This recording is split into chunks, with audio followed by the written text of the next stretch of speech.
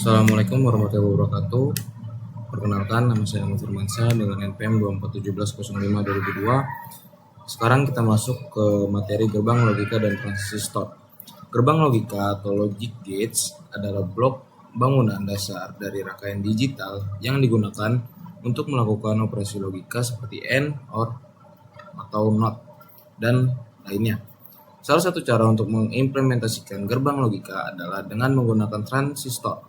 Transistor sendiri adalah perangkat semikonduktor yang dapat bertindak sebagai saklar atau switch elektronik, dan inilah yang memungkinkan mereka digunakan dalam desain gerbang logika.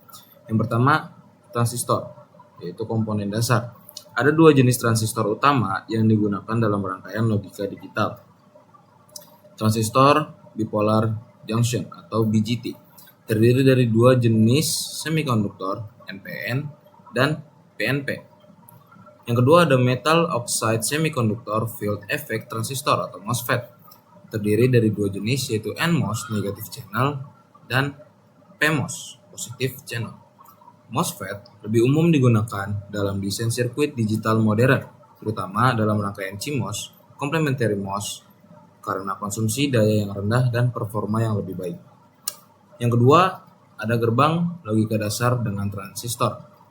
Yang pertama ada gerbang NOT atau inverter. Gerbang NOT adalah gerbang logika yang hanya memiliki satu input dan satu output, serta memberikan output yang berlawanan dengan inputnya atau membalikan sinyal. Dalam implementasi CMOS, gerbang NOT terdiri dari dua transistor yaitu PMOS dan satu NMOS. PMOS terhubung ke sumber tegangan positif atau VCC dan akan aktif ketika input rendah atau logic 0. Nah, sedangkan NMOS sendiri terhubung ke ground atau GND dan akan aktif ketika input tinggi atau logic 1. Nah, cara kerjanya, jika input adalah 0, logika rendah, PMOS aktif dan NMOS non-aktif, sedangkan output dihubungkan ke VCC logika 1. Jika input gerbang adalah 1 atau logika tinggi, NMOS aktif dan PMOS non-aktif sehingga output dihubungkan ke ground atau logika 0. Selanjutnya ada gerbang N. Gerbang N sendiri menghasilkan output 1 hanya jika kedua inputnya adalah 1. Dengan transistor seperti NMOS transistor dihubungkan dalam seri untuk menghasilkan gerbang N. Nah, PMOS transistor dihubungkan secara paralel.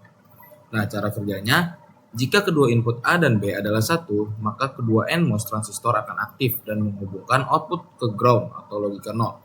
Jika salah satu input adalah 0, maka PMOS yang terhubung paralel akan aktif dan menghubungkan output ke VCC atau logika 1. Yang ketiga ada gerbang OR. Gerbang OR sendiri menghasilkan output 1 jika salah satu inputnya adalah 1 dengan transistor. NMOS transistor dihubungkan secara paralel dan PMOS transistor dihubungkan secara seri. Cara kerjanya, jika salah satu input adalah 1, NMOS transistor yang paralel akan menghubungkan output ke ground atau logika 0. Jika kedua input adalah 0, PMOS transistor yang seri akan menghubungkan output ke VCC atau logika 1. Yang ketiga ada teknologi CMOS atau complementary MOSFET. Desain CMOS menggunakan kombinasi NMOS dan PMOS untuk membangun gerbang logika. Keuntungan utama dari CMOS sendiri adalah konsumsi daya yang sangat rendah karena daya hanya dikonsumsi saat perubahan keadaan atau transisi dari 0 ke 1 ataupun sebaliknya. Dalam CMOS, setiap gerbang logika disusun dari transistor PMOS dan NMOS secara komplementer. Ketika satu tipe transistor PMOS atau NMOS aktif, yang lainnya tidak aktif, yang mengurangi konsumsi daya. CMOS digunakan hampir di semua prosesor modern, memori, dan perangkat digital lainnya secara efisien energinya. Yang keempat adalah contoh rangkaian sederhana, yaitu gerbang NAND. Gerbang NAND adalah kebalikan dari gerbang N. Untuk menghasilkan gerbang NAND menggunakan transistor, NMOS transistor dihubungkan seri dan PMOS transistor dihubungkan secara paralel. Cara kerjanya, jika kedua input adalah 1, NMOS transistor akan aktif dan output dihubungkan ke ground, menghasilkan 0 atau logika rendah. Nah, jika salah satu input adalah 0, PMOS transistor akan aktif menghubungkan output ke VCC, menghasilkan 1 atau logika tinggi. Nah, Kelima, keunggulan menggunakan transistor dalam gerbang logika. Yang pertama ada kecepatan. Transistor dapat beralih dengan sangat cepat antara keadaan aktif dan nonaktif. Yang kedua ada efisiensi energi. Nah, di sini CMOS sangat hemat energi karena hanya mengkonsumsi daya selama transisi keadaan. Yang ketiga ada integrasi skala besar. Desain gerbang logika dengan transistor memungkinkan integrasi dalam skala besar, seperti di dalam prosesor dan chip memori. Kesimpulannya, penggunaan transistor untuk membentuk gerbang logika adalah fondasi dari semua elektronik digital modern. CMOS yang menggunakan kombinasi NMOS dan PMOS adalah teknologi dominan karena efisiensi daya dan performanya yang tinggi. Transistor dalam gerbang logika memungkinkan operasi dasar yang membentuk prosesor, memori, dan perangkat digital lainnya yang kita gunakan setiap hari. Nah, fungsi dasar transistor sendiri dalam gerbang logika itu yang pertama, transistor berfungsi sebagai saklar elektronik. Dalam gerbang logika, transistor bekerja dengan mengalihkan antara keadaan on dan off sesuai dengan sinyal input.